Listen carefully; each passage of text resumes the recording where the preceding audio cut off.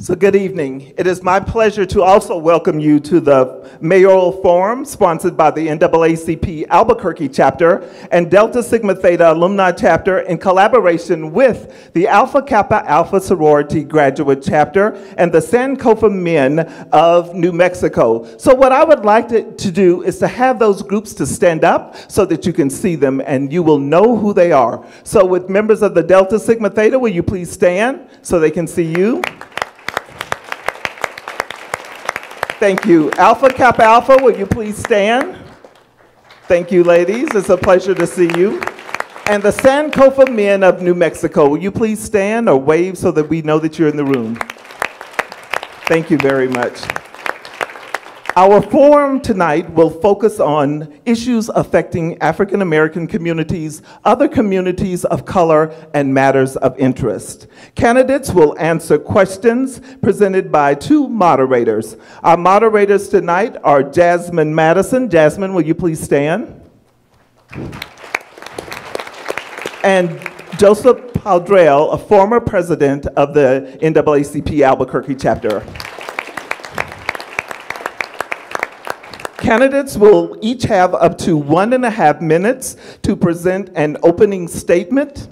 Up to 4 questions will be presented to the candidates with 2 lightning round questions. So we don't think you've seen those before, but we thought it would add a little bit of spontaneity to the evening. Questions were submitted to the forum organizers, and the candidates will be given a maximum of 1.5 minutes to answer each question, except candidates will be given 30 seconds to answer the lightning round questions.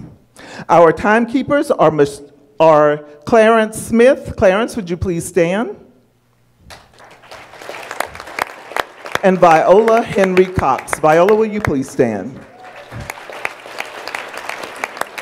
So these two will assist the moderators with timekeeping and to help ensure that the program will be that the program and the responses follow the time guidelines. Each candidate will be given 1 minute to provide a closing statement at the conclusion of all of the questions. The order of answering questions will be determined by a random number generator. So each one of the candidates has a number tonight, and as that number comes up by this random number generator, and they will be told by our moderators, so then they will know the order of their questions. The questions have been pre-screened and will be drawn randomly for the candidates to answer, with the exception of 2 that all of the candidates will answer. Other than that, you will see how the evening will go. We hope that the candidates will totally enjoy the spontaneity. So now, let's meet the candidates. And in alphabetical order, they are Brian Colon,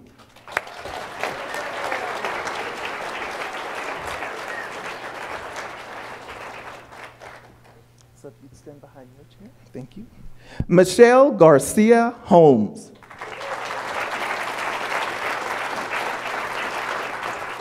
Wayne Johnson. Timothy Keller. Dan Lewis. Augustus Gus Pedrati. And Susan Wheeler Deichel. So candidates, you may be seated.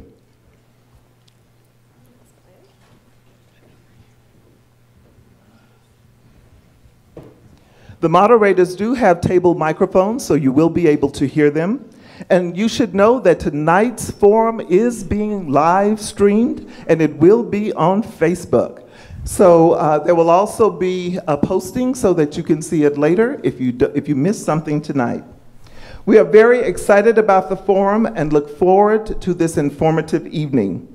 So please silence your cell phones and withhold applause when candidates present their answers until the end of the forum, and then we will give them all a round of applause. Before we begin, I'd like to introduce some special people in the audience. We have Adam Romero, who is our sign language interpreter this evening. And I'd like to introduce a couple of people who happen to be here who are running for office. And if I miss someone, please just raise your hand. So we have Rick Miera, who's running for Lieutenant Governor. And we have Damon Martinez, who is running for Congressional District 1 Congressperson. We also have Linda Stover, the county clerk for Bernalillo County.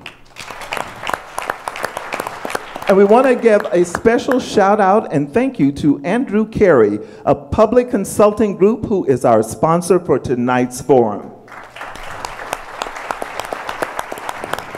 With that, thank you all very much, and let the forum begin. So the forum will begin with the first candidate, Brian Colon, giving us his 1.5 minute opening. Brian? Thank you, Pam, and thanks to all the hosts of this fantastic event. And whoever brought in these chairs, A+, they're better than ones in my house. Very, very comfortable. My name is Brian Colon. It's an honor and privilege to be here and see so many friends and supporters that joined us. But most importantly, tonight's special because I see a lot of people that I don't know in the community. So this is an introduction. It's an opportunity to let you know what I'm a little bit about and what our vision for the city of Albuquerque is in the Colon campaign. I will tell you that I started here in Albuquerque, New Mexico, went to Mission Elementary School, and I grew up in a family that was very similar to most families in Albuquerque. It was a family that struggled in poverty. It was a family that relied on commodities, a family that ended up in Section 8 housing. And until the time I was 18 years old, I watched my father pass. He had a horrible disease called muscular dystrophy, till I buried him when he was just 49. From that day forward, I was an island unto myself in this community. An island unto myself, but I had community fill the gap, and I'm the first in my family to break the cycle of poverty. 22 years later, my son's a proud Albuquerque High Bulldog. One generation out from that poverty, he's now on a presidential scholarship to the George Washington University studying biomedical engineering. That's why I'm running for mayor, because that's my story. I owe a debt to this community. I owe a debt to this diverse community that allowed my son to be completely bilingual, that allowed me to understand what it is to look through the eyes of 50 years worth of history of Deltas, you know, who I celebrated with just not long ago. I enjoyed my time with the Deltas celebrating their 50th, but I want to tell you, Albuquerque is a special place. I hope to be your mayor. My name is Brian Colon, and thank you very much. Thank you, Mr. Colon. Next we have Michelle Garcia Holmes. Well, I just want to say thank you for hosting this forum tonight and giving us so much time to speak. We usually have to answer questions in a minute. But I was born and raised here. I'm married to my husband, Earl. We raised 5 children here, 2 boys, 3 girls. Our youngest just graduated from UNM with a degree in chemistry. Really, really proud of her. 22 years old, just graduated. My husband and I looked at each other and we said, we just got a raise. So, I'm sorry. I grew up on the west side of town, and one day this police officer drove past my house and offered me a ride-along, and from that day forward, I was bit. I became an Albuquerque police officer, and I've served 20 years with the Albuquerque Police Department. I worked 10 of those years in field services, and then I worked another 10 as a detective investigating property crimes and violent crimes in this city.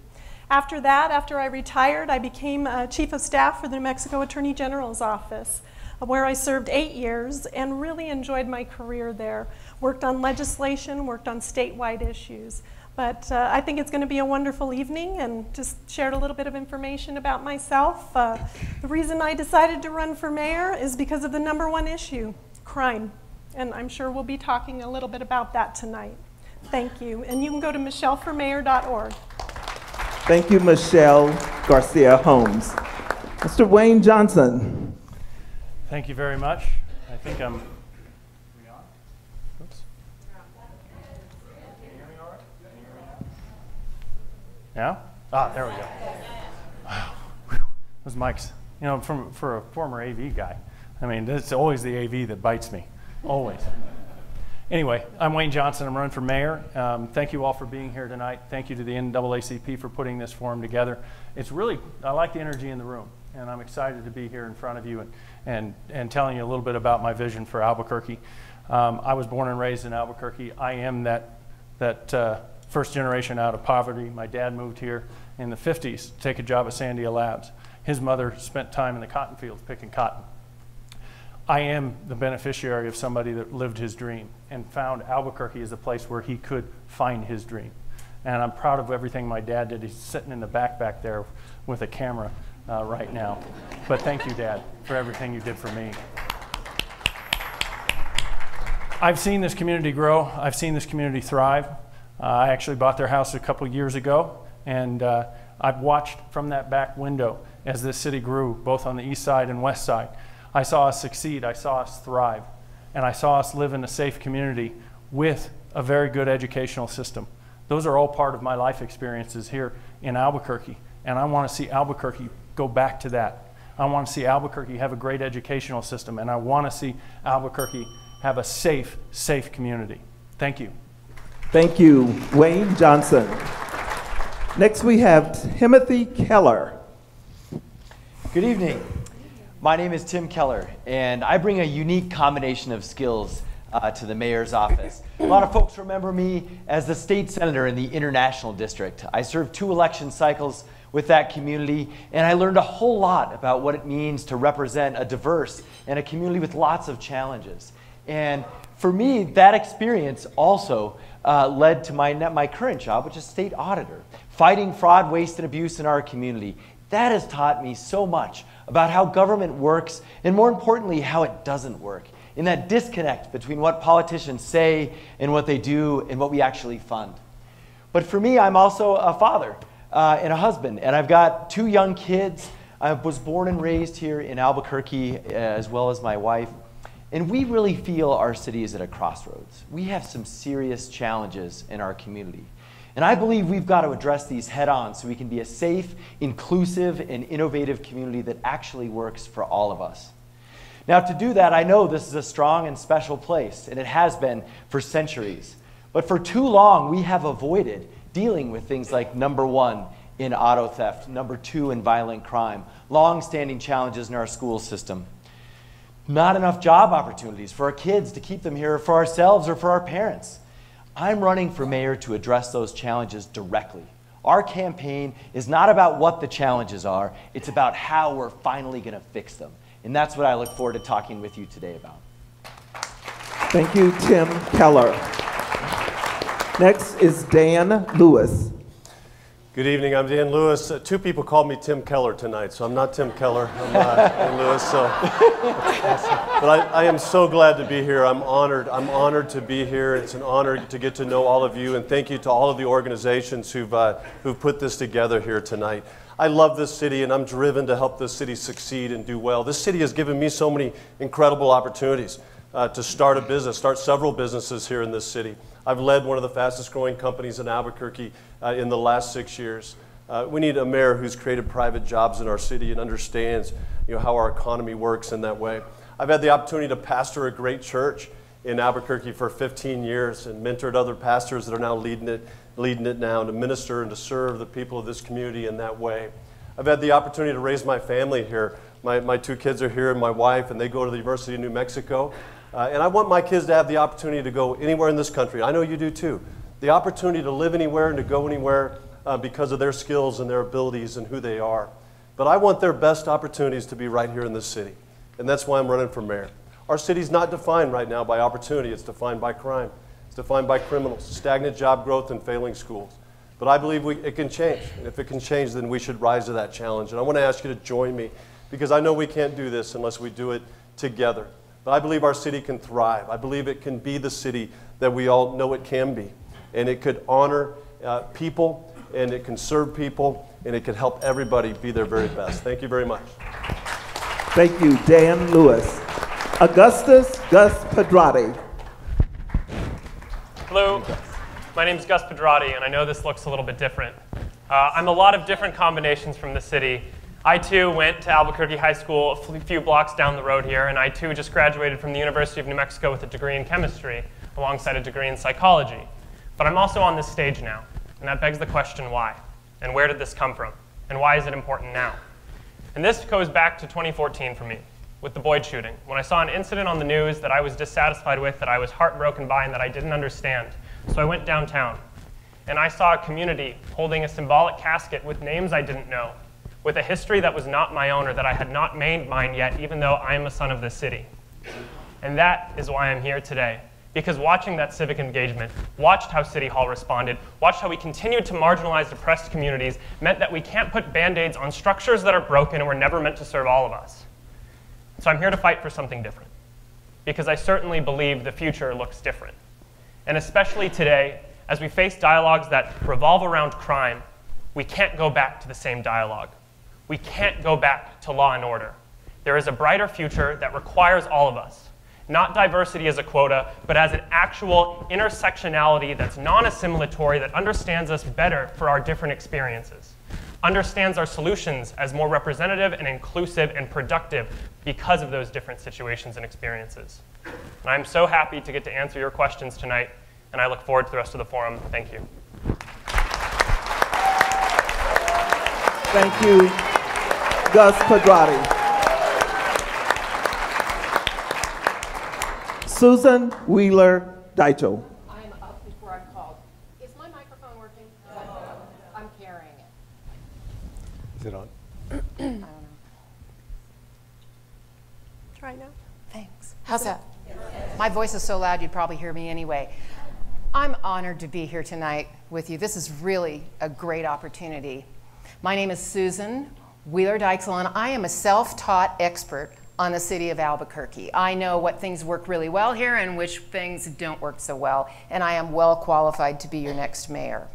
I got started in all of this about 9 years ago when I reached out to spearhead the redevelopment of a derelict grocery store in my neighborhood.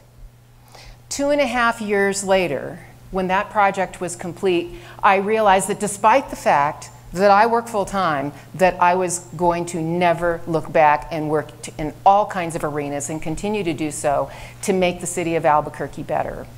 I want to tell you I'm a nonpartisan candidate as per the charter of the city of Albuquerque, and I think that's really important because all elected public servants should serve all interest groups in the city, not just a particular one. I'm also a grassroots candidate, meaning I have very little money going on. I tried to get public funding. I was not successful in doing that. Therefore, I cashed out my one little IRA I had, and I've had about $2,500 worth of donations, and here I am now before you. I believe that Albuquerque should join the Paris Accords. I believe that we should love one another and that we should work together. And I believe that this conversation should be less about our ethnicity and more about our common humanity. I believe Albuquerque's best days are before us. Thank you. Thank you, Susan Wheeler Dycho. All right, moderators, I am turning the program over to you. So please begin by asking the first question. All right, so the NAACP and Delta Sigma Theta, between the two of us, we have over 200 years of serving the black community. So we would be remiss if we did not start off with this question. You have 1.5 minutes. What unique challenges do you see facing the African American community in Albuquerque, and how will you address them? Susan? Oh, yeah. Should we sit, or do you care? Whatever's comfortable Okay. for you. I'm going to stay sitting because of this. Normally I stand up. I think one is visibility.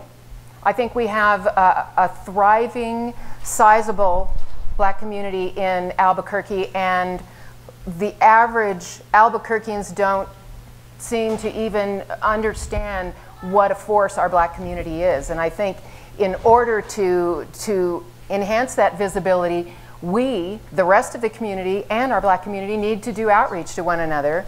And I picked up a flyer out on one of the tables out there saying that there was going to be an event called a Peace Get Together or something. It was on Harvard and Central. I'm not sure if it was a member of NAACP that left it out there or someone else. But I would say that that's one of the opportunities for all of us to come out and get together and get to know one another.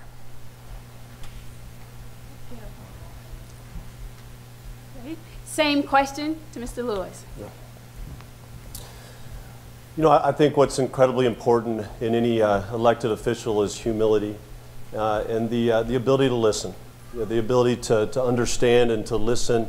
And I think you know, I want to address the human need that we all have and that everybody has, and a human need of being able to have hope, a human need of being able to trust people around you and leaders in your city, a human need of being listened to and being heard. And I think those are incredibly important needs. And we need elected officials that will listen. And we need a city of Albuquerque where the government, city government, and community aren't two different things, but they're the same thing.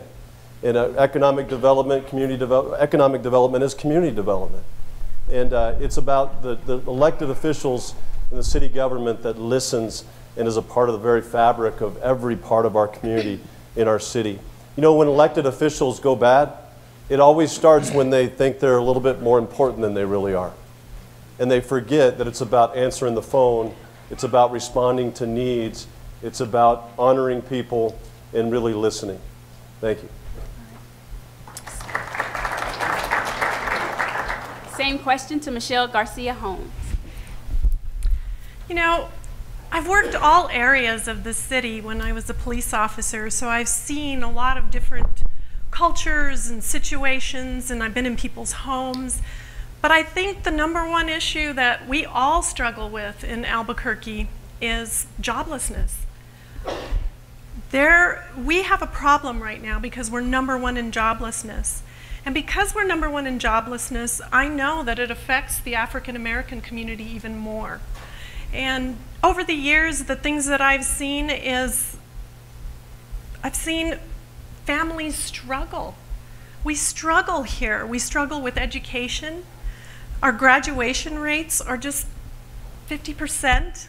We just got word from, I read in the newspaper the other day, Highland High School, 49%.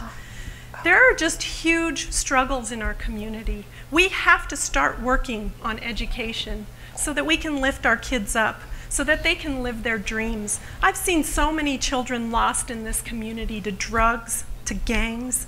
We've got to stop the violence.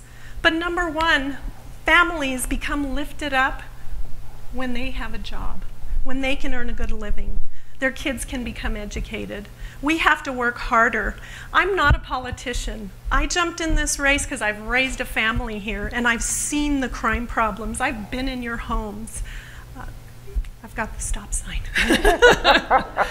Thank you. Gus Pedrati.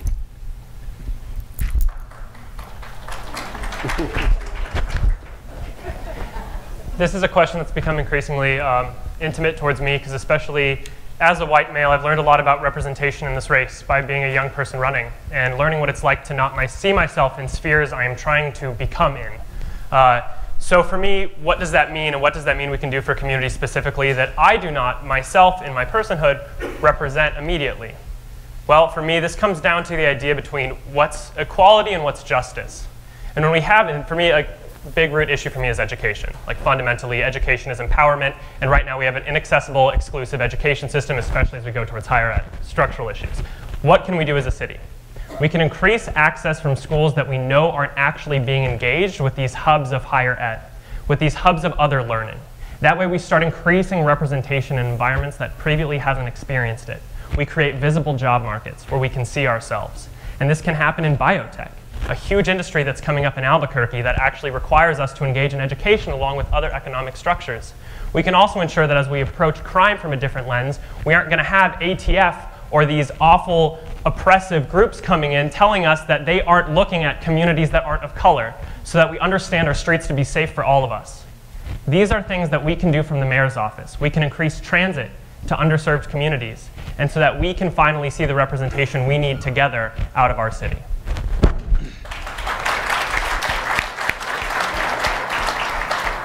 Wayne Johnson. Thank you. As I travel around, I have mic troubles again. It's not working. Can you hear me now? No. Okay. Wow, I can't hear myself.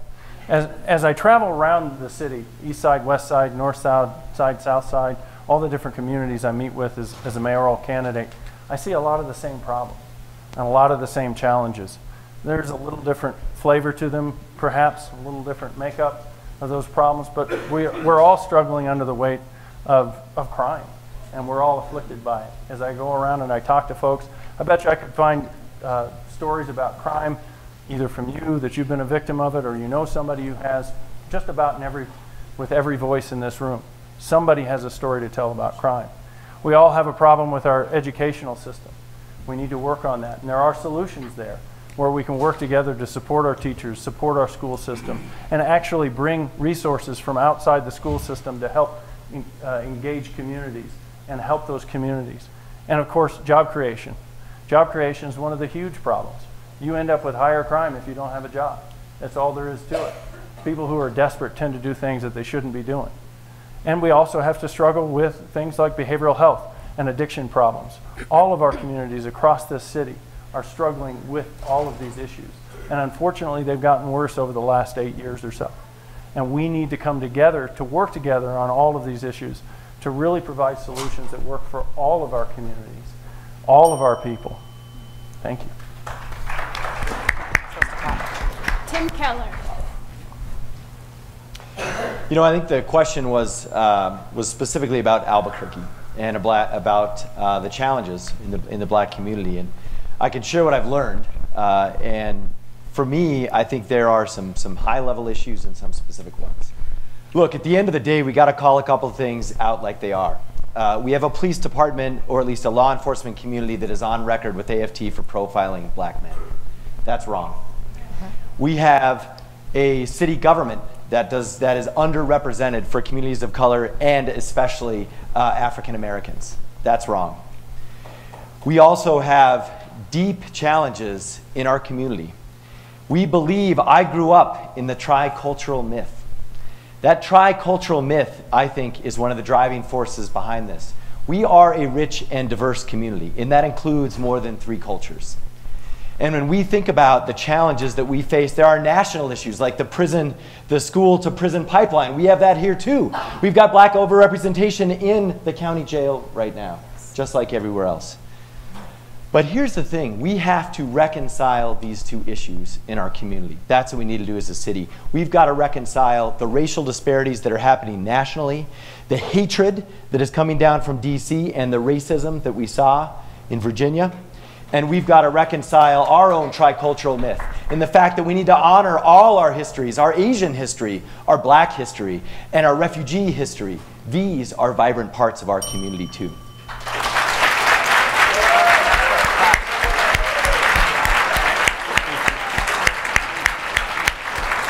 All right, we know you all are excited because they're saying some good things up here, but could you please hold your applause until all candidates have answered? Thank you. Tell them when. All right, Brian Colon. I just want an equal opportunity for applause. Come on now. That's not right. In all seriousness, I think I have to say that having been on the campaign trail since January 25th of this year, I think Tim, you hit that out of the park. I think in so many different ways. You know, I think about this question about Albuquerque and African Americans. I think about it in terms of the lens I look through at the University of New Mexico, the lens I look through as a brand new lawyer in this community. When I went through law school, I got deeply engaged of communities of color at the University of New Mexico. They've got some great cultural centers there that allow us to better embrace and understand the culture of the students who are underrepresented and who do not have a voice. The good thing for me is I took that lens that I gained at the University of New Mexico to the legal community. And I said, as a brand new lawyer, I look up at our bench here in Albuquerque and I see a pair of jewels. But that was about all the diversity I saw on the bench in the city of Albuquerque. And they led the way, but nobody followed because of the institutional exclusion that we had in our court system here in the city of Albuquerque. And I made it my mission to change the diversity on the bench. Served on several judicial selection commissions and said that our bench in the city of Albuquerque ought to look like the beautiful diversity that we have in the city of Albuquerque. We change it there, we can change it in the city of Albuquerque. I'd be honored to do it. No, hold your... Good response. That was cute. Okay, how y'all doing? All right. Test 1, 2, am I on? Yep. You're good. Your responses to those questions, the question before you, enough of you didn't get specific about what challenges the African American community.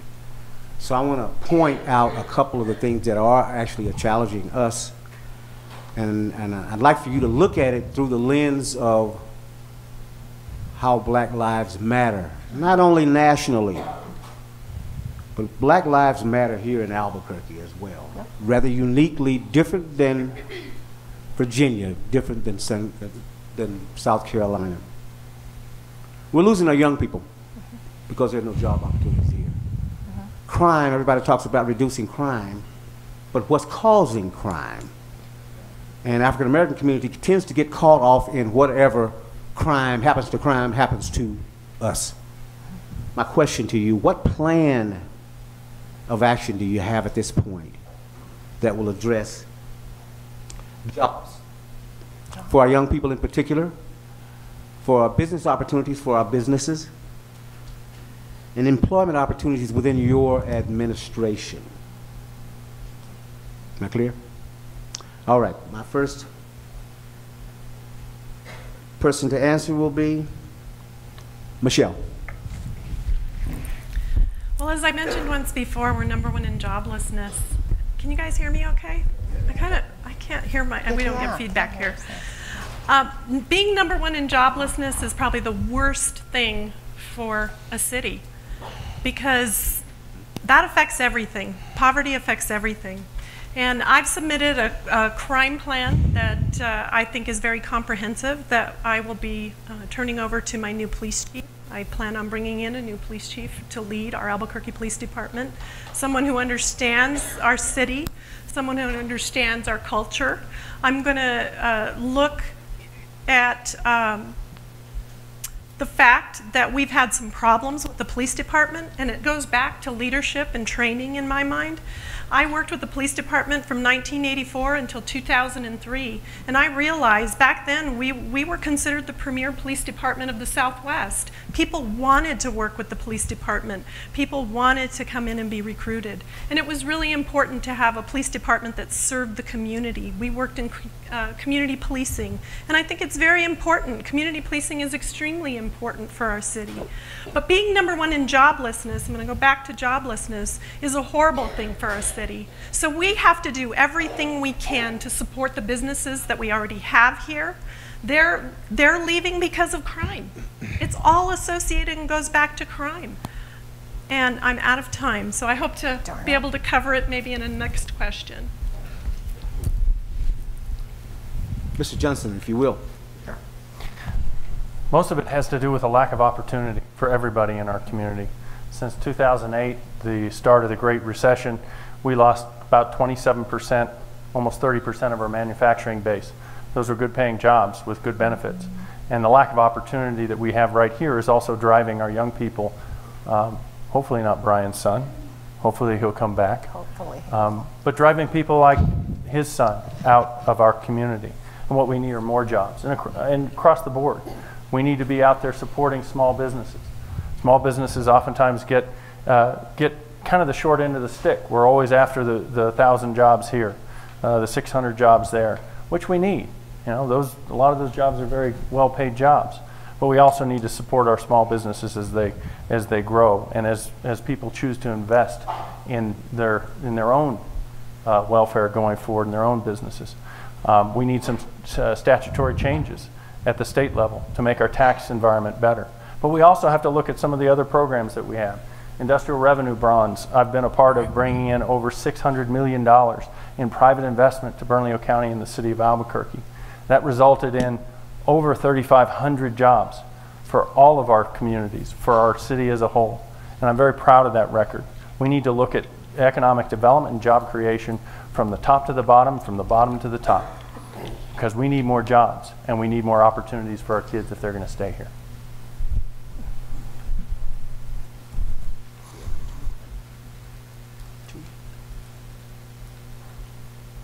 Mr. Cologne.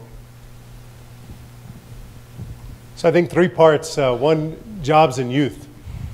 I think it's critical that we understand that there are barriers for our youth in our community to gain employment, but those barriers are a little bit bigger for young men of color. So we as a community have to lean in and determine how do we remove those barriers. It comes to providing platforms for mentorship and engagement. We've got a great pilot program here in the city of Albuquerque for internships that was facilitated between the private sector and the public sector in Albuquerque Public Schools. We need to take that to the next level, but we need to make sure that we pay attention to data. And if the data indicates that we're not reaching out appropriately to communities of color to ensure their participation in these programs, those programs aren't succeeding. We've got to hold ourselves accountable. When we talk about crime in this community, we're having a false conversation if we don't talk about the drivers. The underlying drivers of crime are behavioral health issues, mental health issues, drug addiction, and support system in the community. We've got to rebuild that support system that once existed. We have to build it in our communities of color. We have to build it in the city of Albuquerque. And the third item that you brought up was opportunities in the administration. Let me be very clear. When I look in the mirror in the morning, I see myself. When you look at my administration, a Colon administration, I want you to see yourselves. I've only made one job promise in this entire campaign, and I made it before I announced on January 25th of this year, and it was a person that I asked to lead my transition team and be my first CAO. He turned me down for the job, but James B. Lewis said he'd be my transition chair. That's great.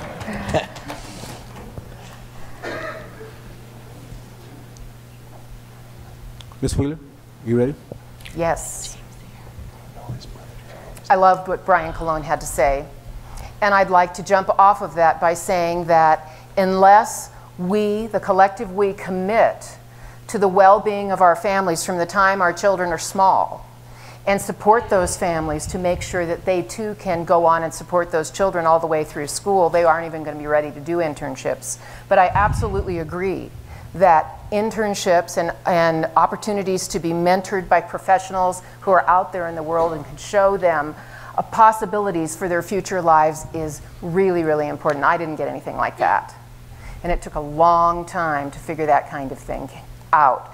That's exceedingly important. But we also have to offer an atmosphere in which the city is safe. So that's back again to crime and public safety. And what underlies that, what are the difficulties underlying that? Very often, and of course it's just exacerbated for communities of color that aren't integrated into the rest of the city. We have underlying poverty. We have lack of job opportunities because our educational outcomes simply aren't standing up to where they need to be. I believe there are many, many things that we can do, and when we lift one group of human beings up, particularly in this city, we lift them all. That was right on. So this next question, we'll randomly select 4 people. You'll have 1.5 minutes. Do Gus and I get to go? They don't. No, we'll randomly select 4 people for these for this question and the next 2 questions. Got it? Okay.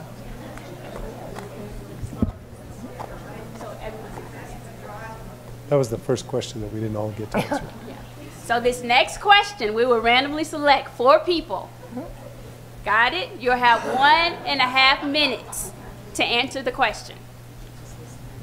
Maybe it's not right.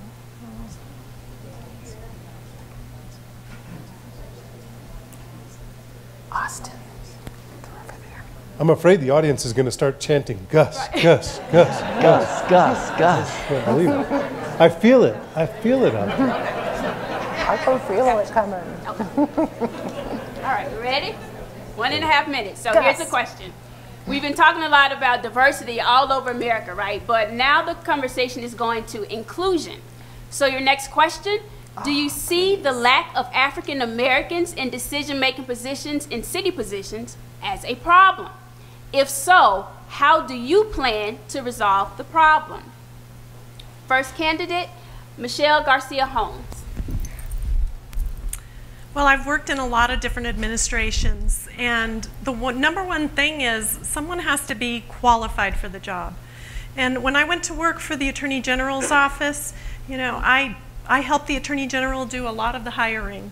And we had a lot of different people come in and interview, and it was really important to think about different things when you're hiring. And what are qualifications? What does that person bring to the table? And that is something that I would always think about, because diversity in that is extremely important. That is a qualification, in my opinion. A person who has lived in a community where there's been poverty, or a person who has lived in a community where they've had struggles, or a person who is the first college graduate of their family. Those things are important. Those things are important. And when we interview people, we need to do a broad base interview, because then we would bring in a more diverse population to our city government, to our state government, to our judiciary. Because I, like Brian said, have seen over the years the people that we had as judges. And I remember Keisha Caldwell being in her courtroom a lot. Tommy Jewell, I was in his courtroom a lot. And I loved it because he understood the community where I was making those arrests. And he was very thoughtful in his justice that he was doling out from the bench. So it's important to have diversity in our community and in our city. Thank you. Dan Lewis. Well, Brian mentioned James B. Lewis. He's my brother, and I'm proud of the fact that people mistake me and him also together. My brother. There are people like James and so many others that would make incredible, leaders in our city, and specifically in the next administration. And I want to make sure that our administration reflects, our diverse community and is inclusive in that way. And I would say this too, that in my administration, if there's hatred or bigotry or racism in any form, we will cut that out immediately. And that will just have no place whatsoever in my administration when it comes to leadership in the city of Albuquerque. And I do want to create opportunities. I think about the opportunities that we've been given with just job creation in our city. 80% of the jobs in the city are created by small business owners, small businesses. And wealth goes where it's welcome. And my campaign has been about bold solutions and very specific solutions. And one of the things I'd like to do is really cut out a lot of the 25% of the regulations on small businesses in this city, because it'll create more opportunities for all of us to be able to have jobs. And we lift people out of poverty by helping the job creators in this city thrive. And that's many of you. And I want to make sure that when you have an opportunity for an idea to start a business, that you risk your capital and you risk your reputation, that you have every opportunity to be able to do that and be able to create jobs. And we'll double down on our entrepreneurial ecosystem and all the strengths that we have as a city to be able to thrive. Tim Keller. Well, I of course believe in diversity and inclusion. It's even part of our slogan, and it's been there since day one. But I think what we need is to take it a step further. It's not about that we care and that we want to. It's about how are we going to institutionalize this so that the next mayoral debate, we're not talking about this again. So I believe that we should do what I backed at the state, which is an institutional racism initiative. It was House Bill 269. It's an amazing program. It passed. It was vetoed by this governor. What I'm going to do as mayor is do it for the city of Albuquerque. And that means this. Number one, we are going to analyze every single city employee, and we're going to hold a mirror up to ourselves. And then we're going to show it to the rest of the city. And we're going to say, here's where we're at in terms of pay equity, race equity, at the top in the leadership, at the middle, and at the bottom, and in terms of seniority. And we are going to put numbers behind what it means to actually have race equity. And every year we're going to tell you how much we're doing on that progress, how good we're doing or how bad we're doing. And the city's going to hold us accountable for that. And we are going to keep after that until we truly have racial equity representation and gender equity representation in City Hall. And we're going to put that in ordinance. So it doesn't matter who's mayor, we're going to do it no matter what. Gus Pedrati. Gus. Of course, quantitative representation is important, but I don't believe that's actually the answer to fixing structural and systemic issues. So what can we actually do?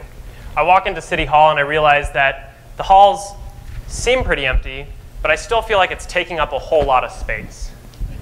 And that's what we're going to stop doing. We're going to stop taking up space, because maybe that's how we get ineffective services in our community in the first place.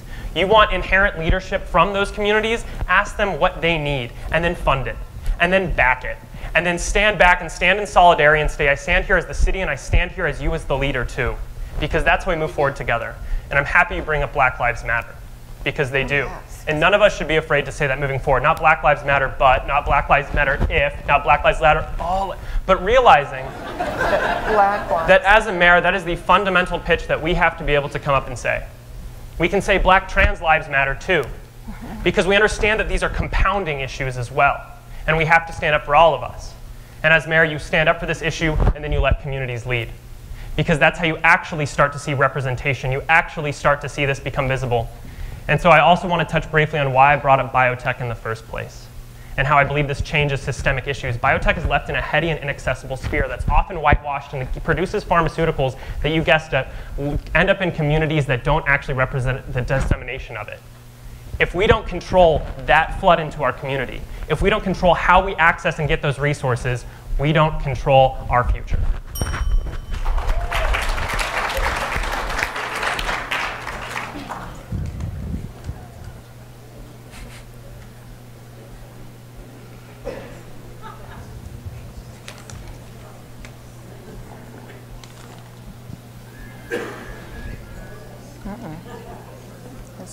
Okay, staying consistent with Lives Matter, Black Lives Matter. As an NAACP past president, we had different administrations of the police department who regarded the lives of particularly African American people in a rather unique way, which makes it important if you're going to select a new police chief, how are you going to ensure that the new chief will work on mending relationships with our communities, particularly the communities of color? Okay? Number two, Mr. Cologne, with your green socks. Why, thank you very much. That's all you can see from there. Mr. President, passed. I would just tell you that we've talked a lot in this campaign about the trust that's been broken. The trust that's been broken between APD and the community. And in many ways, it's in your community that it's been most deeply broken. So there's just no question that if we're going to have a transparent process to hire a new chief of police that's going to have any capacity to rebuild that trust, this community has to have a seat at the table in that process. There's just no question that that's going to be the case. I said immediately we're going to have a new chief of police, but we're going to have a transparent process where the stakeholders in our community have a voice in that process. Because you can't start building trust until you have integrity in systems. So for me, it's an easy question. It's an easy question. We're going to have people like the APOA, in addition to the NAACP, and other stakeholder communities leaders that provide a voice. You know, it's about remembering that if you employ racial equity tools, you can have an evaluation of a system that not only has the benefit for the community in mind, but also the burden. So that people who have the capacity to provide a voice to those with a burden can be heard, and that burden can be addressed in advance. That's the process I'll employ for hiring the new chief of police for Albuquerque Police Department.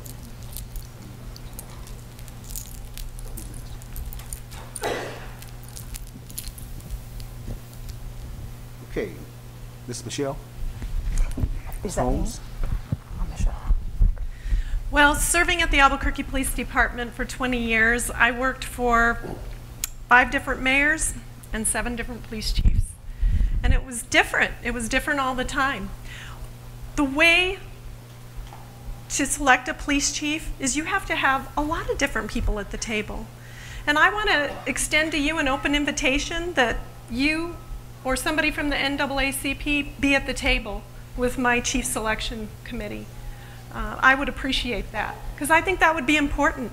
Your community is important to Albuquerque, just like all the other communities. And so we have to have a diverse group of people at the table so that the next chief understands what job they need to do. The police chief's job is very, very difficult. They have to deal with a lot of different issues.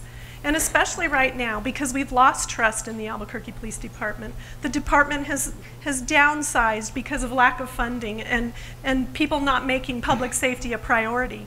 I think it's really important to make public safety a priority. And we need to bring in a new police chief. What I'm going to do is I'm going to bring in an interim chief temporarily. We're going to sit down, we're going to take applications, and we're going to have a good group of people at the table to help me select the new police chief. So I'd appreciate someone from your group being at the table. Thank you.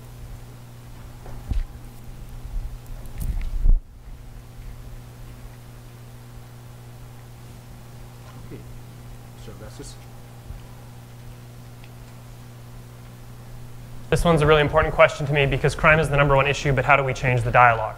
How do we not go back?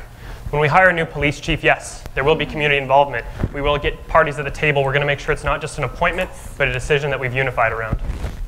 What we're also going to do, though, is we're going to ask new questions of this police chief. We are going to ask them what diversity means to them. And we're going to look at that across the board.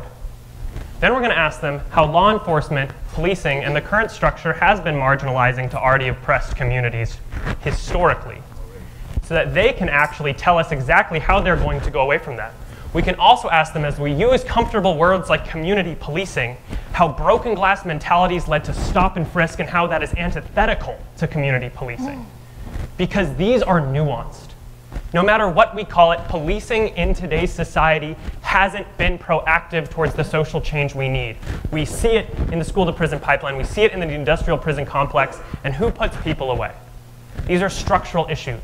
These aren't issues about somebody being wrong or right, but us having a system that has enforced the wrong rules on a group of people alone. We also need to make sure that we have a police chief that's okay with us going ahead and legalizing marijuana, so we can stop criminalizing groups for things that shouldn't be crimes in the first place.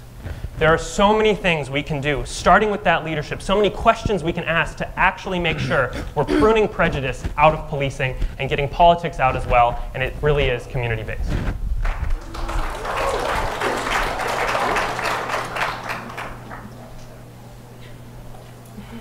Last person, Ms. Wheeler, if you will. Thank you. This was great.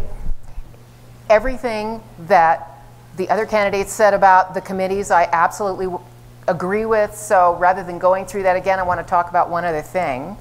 As we vet our applicants for police chief, I think we need to be very, very pointed by asking them what their feelings are about profiling by police officers and what their training has been, what their histories have been, and how they're going to move forward and make sure that our department lets go of that practice, because we know that there is a human impulse to profile one another naturally.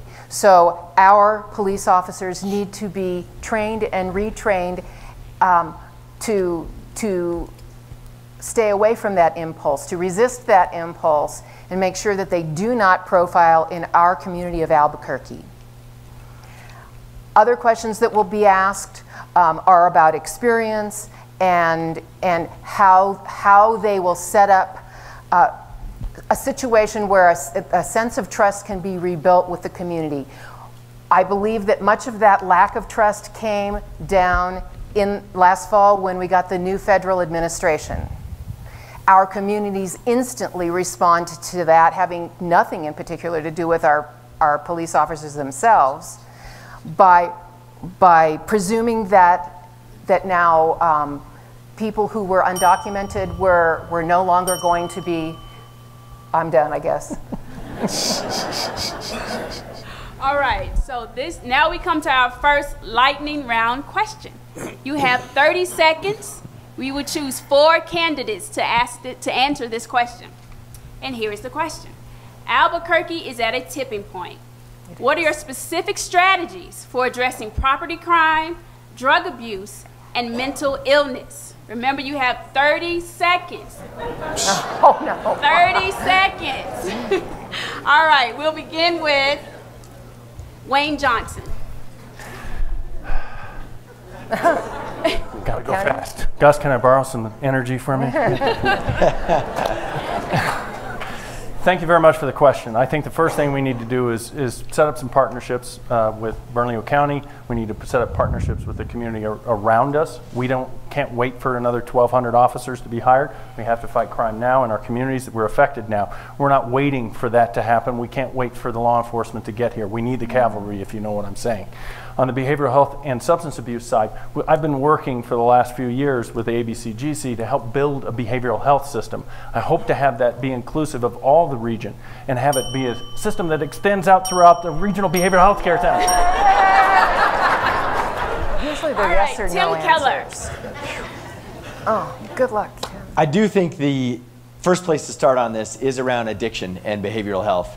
And so for me, given the time, I just want to put it in stark contrast. Our city has to act like every other big city and do what every other big city does and actually build a behavioral health and mental health facility. That's what it's going to take.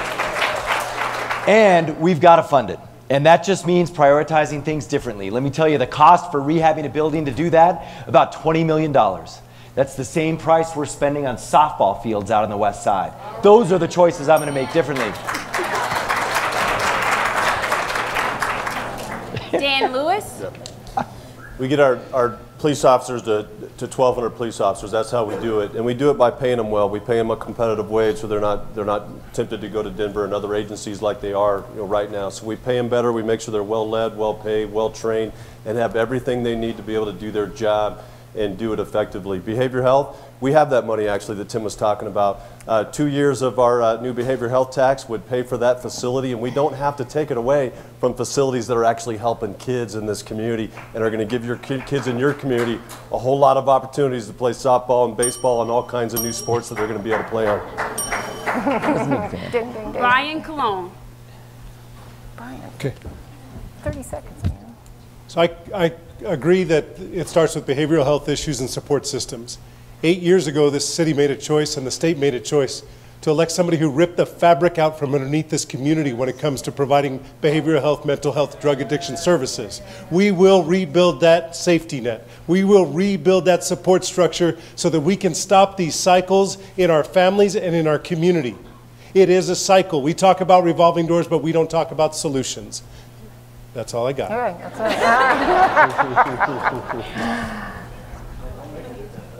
I know. I don't want to get fired. Okay, next question. This will be for all 3, 4, 6, 8, 7 of you. Recently, there was an ATF sting that disproportionately targeted African Americans and Hispanics. The consent decree with the Department of Justice does not cover racially biased policing. Where your head is at in terms of... Well, we kind of talked about that. We did. We did. Where your head is at in terms of this biased policing. Where are you at? That's going to influence the new police chief and the rest of us. What will you do to prevent racial profiling by the Albuquerque Police Department? First one will be Augustus. 30 seconds. It's a minute and a half. Oh, okay. So this is good because when you try and fix bias policing, it also means you have to fix systemic issues elsewhere. And this goes back to behavioral health, addiction, all of these services. The program I'm introducing is a small clinic care model because actually centralized care units put a flag in the ground and they actually have huge ripple effects in communities. They're often inaccessible. They're great for emergencies, but they're not good for ongoing continuing care. So a small clinic-based care model actually helps reduce some of those systemic issues that make racial profiling and racially biased policing more active in our society. First of all, are any of us really surprised about the ATF sting? No.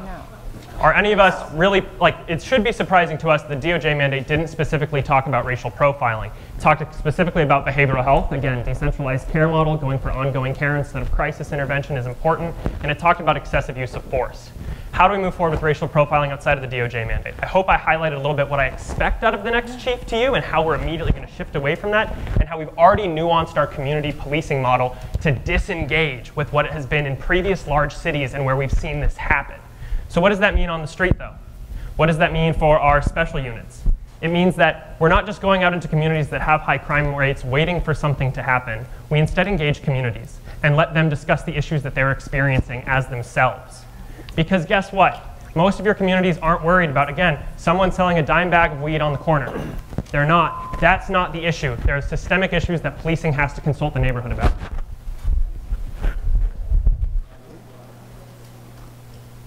Okay. Ms. Wheeler, you're on. Thank you. I was talking about this before, and I actually get to pick it up. Your mayor needs to lead from the front. She needs to set a tone that there will not be any more racial profiling, and that we curb through training.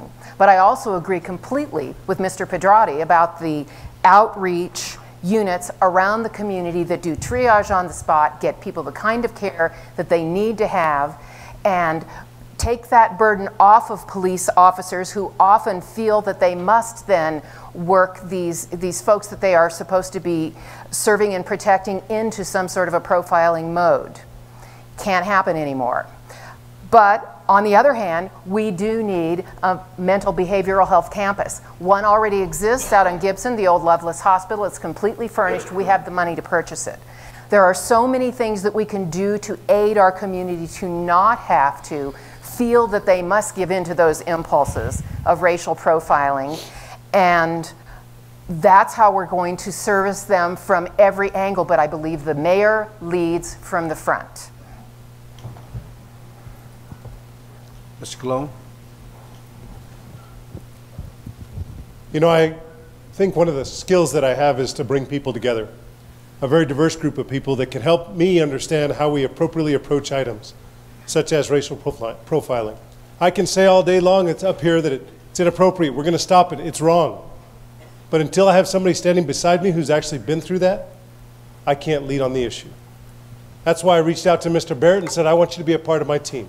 I want you to come forward, I want you to educate me about this situation so we can address it if I'm successful in being mayor. That's why I reached out to Ray Hamilton from formerly the Department of Justice, incredible attorney in our community, who can help me lead, understanding what it is to look through the eyes of somebody who may be a target of racial profiling. My father was a Puerto Rican who grew up in New Mexico, and let me tell you something. He had to deal with profiling. As a redheaded Puerto Rican Jew, I haven't had to deal with much profiling. So I'm not going to be able to tell you that, other than I'm concerned about the issue, and I will surround myself with people who make sure I don't forget about the issue. That's all you can do as somebody who looks like somebody who's not a person of color. Because unless you do look like a person of color, you don't have to deal with all the issues of people of color. And until we start talking about that, it's not fair to me to be able to say, my name is Brian Colon, and I understand what it is to be a Hispanic who's had to deal with racial profiling. Because that doesn't happen to me. Right? Let's start talking about that.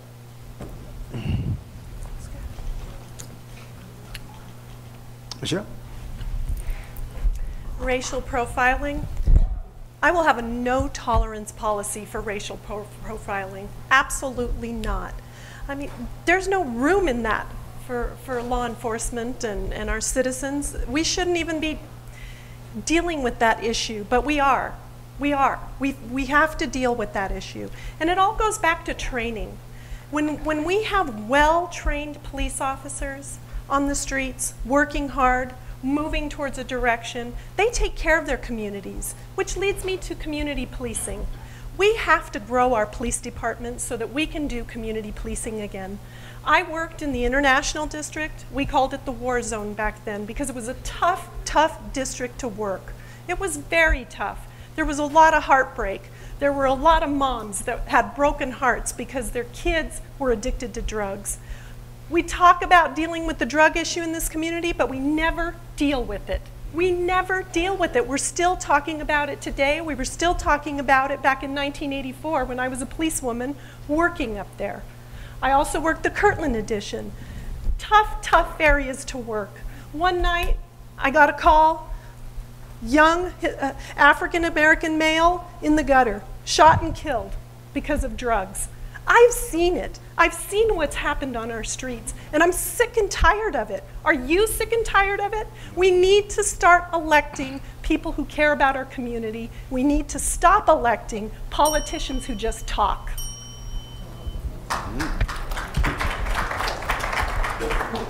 Got a little more talking to do. Mr. Lewis? I'll tell you what I'll do. What I'll do first of all is make sure that that ATF sting is thoroughly investigated. I support Pat Davis's resolution that's before the council right now to have Congress investigate that and root it out. If any alleged profiling, that we make sure that never happens again, and certainly not in our city. When I think about where my head's at on that right now, and I think about the DOJ, in 2010 and 2011, the Albuquerque Police Department had completely lost the trust of the people of the city of Albuquerque. And the people in this city were saying we needed an open and full investigation into our police department. And the people were saying it. I was the first elected official on the city council to stand up and say, we do need that investigation. And for me, it was about opening up the closed doors and shining a light on that department and rooting it out. We're 2.5 years into a 4-year investigation with the DOJ, and we do need an administration that's gonna work to end that agreement and end it quickly and get the DOJ out of here. But I fully supported it because we cannot lose trust with the people of this community and expect to keep it safe, and that's what happened. And the fact is, there were serious systemic problems. And I was one of the first to say that we had systemic problems within the department that we had to investigate, and we had to root out. And there was an investigation, and there was found civil rights violations by APD. And so we had to be able to follow through. And we need the leadership in the administration that is really serious about reforming the city. Talking about leadership, huh? Yes. Mr. Keller, you got time? A minute and a half? Thank you. A minute and a half. I'll try. I think that word leadership is really important here. Obviously, looking at my own experience, this is something I can't relate to. But when you're running for the city of mayor, the mayor of the city of Albuquerque, you better have a plan. And so all I can do is offer a plan that I want input on and that I will commit to refining till the day I get in office, until the day we work on it together. And so the plan means we got to address racial profiling at all sides. The first thing is we actually have to put oversight into racial profiling, and the way to do that is the Police Oversight Board.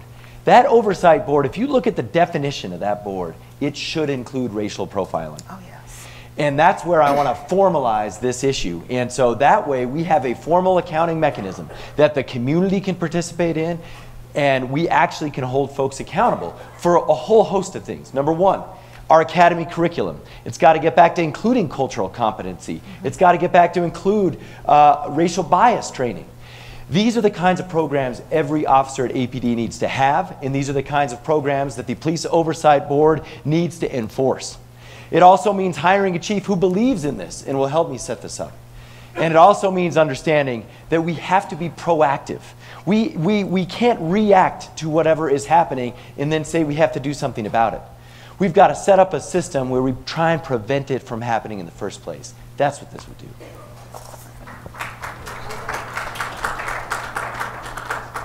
Mr. Johnson. Thank you. I look at this issue and I don't think of crime in terms of color.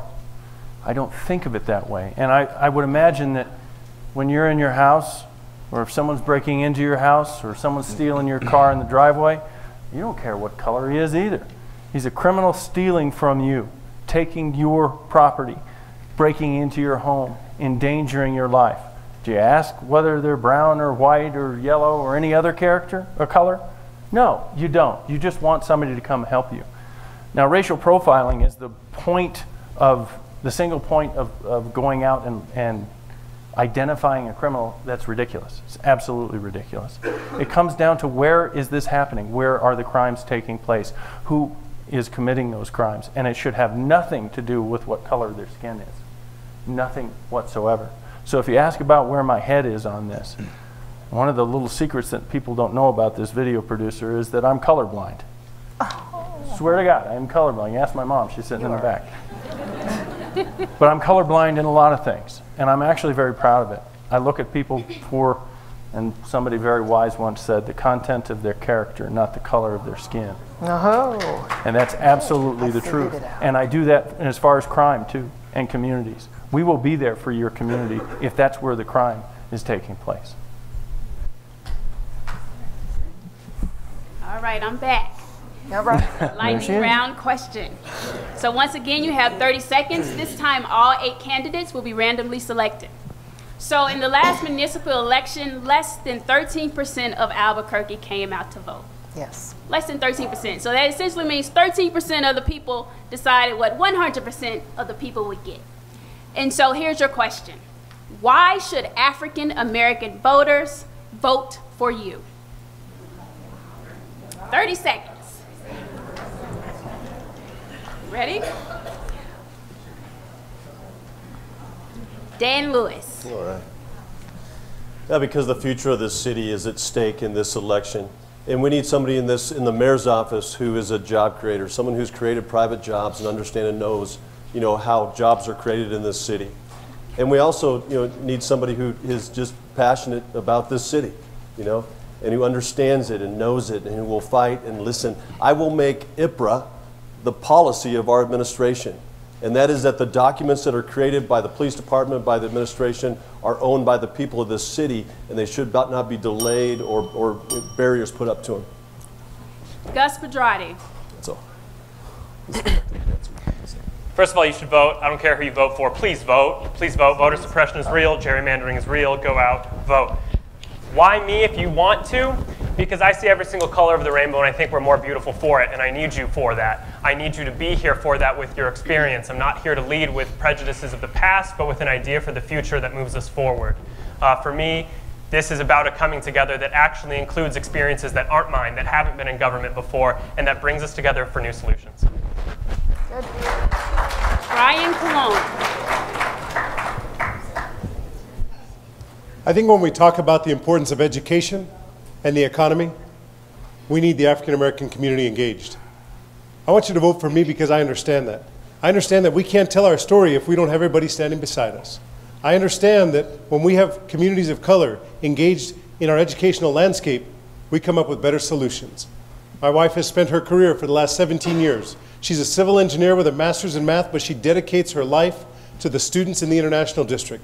I know we are a better community for your engagement. My name is Brian Colon. I need your vote. Susan Wheeler-Dexter. Oh, I thought we were going in. Oh, we're not going. Random. I think everyone should vote. I hope you'll vote for me. I hope that you'll respect the fact that I've never been in an elected office, but that I came from the ground up because of experiences that I learned around the city, and that I'm grassroots, that I don't have a lot of money backing me, I don't have anyone to thank, and that I too embrace and respect all the colors of the rainbow, including all of y'all that are here tonight. Michelle Garcia Holmes. Oh, I was trying to take my turn early. Well, I think you should vote for me because I'm one of the only candidates who has been a police officer commissioned police officer for 30 years, and we have a crime problem right now. I believe that when we get a handle on our crime problem, that our city's going to thrive. I know we're going to thrive. And let's make history together and vote for me, and let's have a first woman mayor. We have never had a woman mayor in this city. Maybe that's part of the problem. I'm looking through a different lens, ladies. Hear me roar. Thank you. Wayne Johnson. Thank you. I guess the good news in some ways is that the turnout was low. This election will be 20–25%, so I would encourage you to get out and vote. Absolutely, you can make a huge difference in this election, so don't take that lightly. Second of all, look, I've been a commissioner for 6.5 years. I've met with people from every community. I take every meeting. I take the meetings where I know people are going to disagree with me, because to me those are the most important meetings that I can take, where we can have the dialogue, I can explain my position, and we can really come together on something sometimes. So I'd ask for your vote because of that history and that my experience. Tim Keller. You know, for me, I think I would just say, look, I have a track record. I walk the walk. I have been a champion of diversity and inclusion in the state Senate and the state auditor's office. I will listen. I will tell you straightforward what I'm thinking, and we will come together and we will act together. And I would ask you for my help on the specific ideas that or for your help on the specific ideas that I've shared with you. Because we can't do this by ourselves. We need a plan, and we need someone who has the experience to get it done, and then we have to do it together.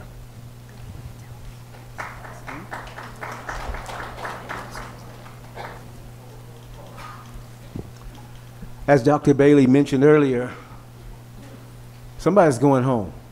Somebody. A lot of somebodies. Yes. We don't know who that's going to be right now. That's what we're in the process of trying to identify. But if you're not elected as a mayor, how will you continue to work toward making Albuquerque a better city for all residents without regard to race, color, gender, identity, or ethnic origin? How will you do that if you should not be the one?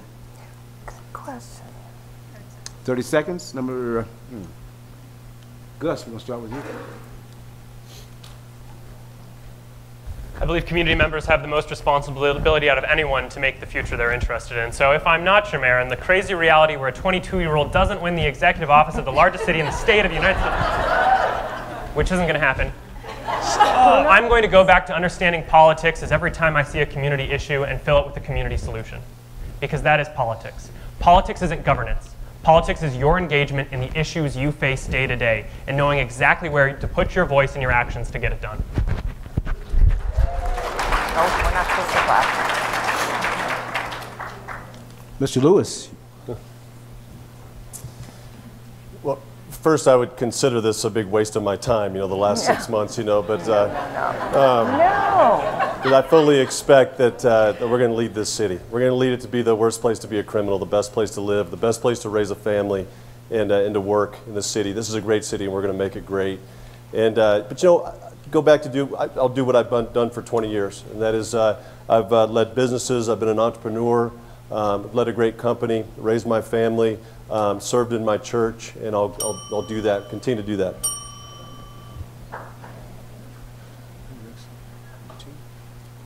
Mr. Colon. Did I get that right? Colon? Colon, you get it. All right. Like That's pretty good. Some people call me Colon, they think it's a better, more appropriate name. That's on you. But you got it just right. And if there's any Hispanics in the room, it's not cabron either. That's another name. Hey, is my timer started? He's taking my time. You're done. I think this is the easiest question all night. I'm going to keep on doing what I've always been doing to serve this community. Whether it's working with the University of New Mexico men of color and empowering them to do more and be more in this community, or whether it's working in other nonprofit organizations in the business community to say this is more beautiful when we all work together, that's what I'll be doing. Doing it for 20 years, I'll do it for 20 more. Yay! She told you. Mr. Johnson. Thank you. Unlike some, I don't believe this has been a waste of time. It's been incredibly enlightening as an elected official. Should I not win, which I don't plan on doing, I'll go back to working with every community member in my district and in this county. I'll go back to helping us create jobs and keeping you safe. I'll go back to the things that I've been doing for the last 6.5 years because I have a commitment to you as a county commissioner, and I'll make that same commitment to you as a mayor.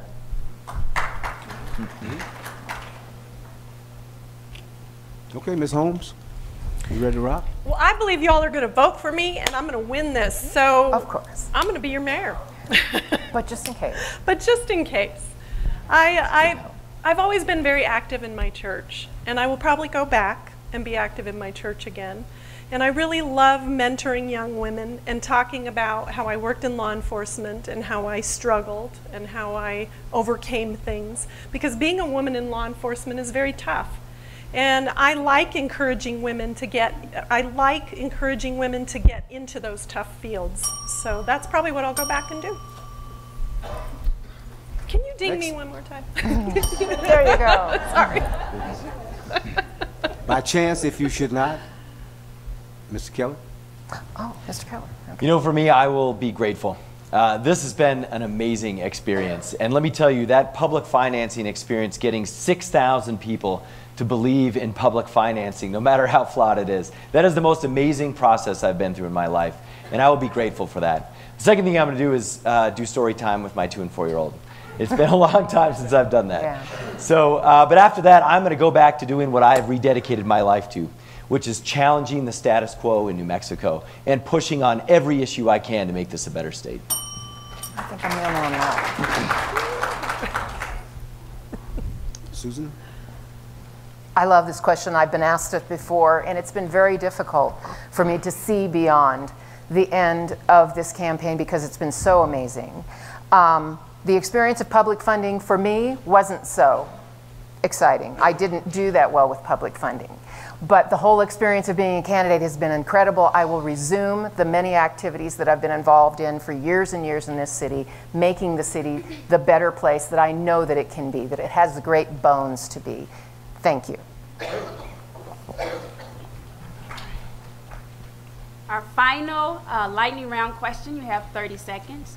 Very recently, Albuquerque was in the national news. There was a recent incident involving a picture taken of a class of students at a local high school where some students doctored the picture by putting KKK hoods on all of the white students in the class, thereby surrounding the 2 African American girls in the class. What will you do to prevent these types of incidences from happening again in our schools? You have 30 seconds, starting with Gus Pedrati. All right, he's the place to start. Whoa. 30 seconds, all right. Where do you even begin? So obviously this is showing up in what's always been here and what we need to move forward ahead with. What does that mean? It means we do need leadership saying Black Lives Matter. We need leadership who's making large choices and understanding when Charlottesville comes home, it's not going to be about a Robert E. Lee statue. It's going to be the La Entrada protest in Santa Fe. It's going to be the fact that there are intersections of Indian School and Carlisle, and those aren't just street names. Those are histories. Those have meaning, and those aren't things to be dismissed. And when we look at that in schools, it means we have to say it out loud so the next generation knows. Yes. Wayne Johnson. That type of bullying is unacceptable. It's the same type of thing as going out and calling people names. It's the worst thing you can do to somebody, and it's unacceptable. Now, as far as, unfortunately, I think that's part of being young and being uneducated and not knowing what you're talking about. Quite frankly, those kids need to know that there are different people in this world with very good ideas that come from a different background, may not share your skin color. And they've got to understand that there's sensitivities that need to be respected, and it comes down to that, respect for others. Brian Colon. Yeah, so it's very troubling. As mayor of the city of Albuquerque, had I been in leadership, I would have personally reached out to the family. We have to understand that there are emotions, there are families, and there are long-term implications for these situations, not just for communities, but individuals. And we got to stop and recognize that. I also think it's a teachable moment. I think APS could have rolled out an entire day's worth of curriculum based on this single incident. And my chief education officer, the CEO of the city of Albuquerque, would have called for just that. Whoop. I'm fine. Michelle Garcia Holmes. This was such a teaching moment in my mind. I remember scrolling through my phone and seeing the picture and thinking, really? Really? Is this real? Or is this fake news, right? We have to change a mindset. We need to stop doing those kind of things. And that was such a teaching moment for our kids. We should have taken the time, I agree with Brian, we should have taken the time, and a mayor needs to get involved in those things, needs to be out in the forefront, speaking up. Susan Wheeler Dykesel. Yes, I couldn't even believe it when I saw that. I almost thought it was some kind of a joke until I realized it wasn't. And I think that what happened there was it revealed the hearts of these children, perhaps their families, and indeed, it was a teachable moment. And in addition to wishing that the school had done more than simply the what do? That the mayor had shown up for this. Our mayor doesn't show up for much. I would. God. Tim Keller. Well, I think as a reflection of the national level, we have to have a mayor who's going to stand up and call what's happening in places like Virginia and others racist and hate crimes. And part of that is setting the tone at the top. And the mayor, that's their job. And then it's connecting our school system with, it's not about one teachable moment. It's about how do we prevent this from happening. And that's why I'm a huge supporter of after-school and summer programs, so we can get back into our schools things like cultural competency for every kid. That was good. Dan Lewis. Well, I think one of the worst things that happens when in those situations is when people minimize it. You just can't minimize it. You call it what it is, and we need leaders that'll call it what it is, and certainly use it as a teachable moment. It's one of those issues I think everybody in this stage would agree with, and I can answer it in less than 30 seconds. Sure. Yay, down. That was good.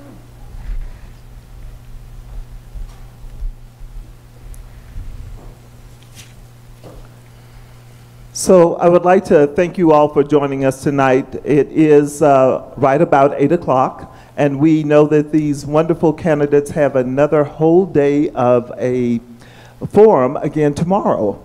And so they'll get to go home and rest and think about those next questions. I do want to remind you that the Black Women's March is scheduled for Saturday, September 30th in Washington, D.C.